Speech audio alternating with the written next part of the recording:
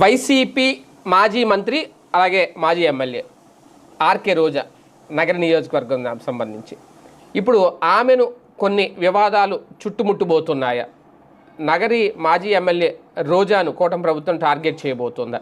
ఈ చర్చ అయితే నడుస్తుంది. వాస్తవానికి చంద్రబాబు నాయుడు గారు కానీ లేదంటే టీడీపీ కానీ మహిళా నేతల జోలికి వెళ్ళరు అనేది ఒకటి. ఎందుకంటే మహిళా నేతలను టార్గెట్ చేస్తే అది పార్టీకి లేదంటే వాళ్ళకి కూడా సింపతిగా మారే అవకాశం ఉంటుంది, అది పార్టీకే దెబ్బ, వాళ్ళ జోలికి వెళ్ళరు అనేది ఒక వెర్షన్, కొంతమంది విశ్లేషకులు చెబుతున్న మాట.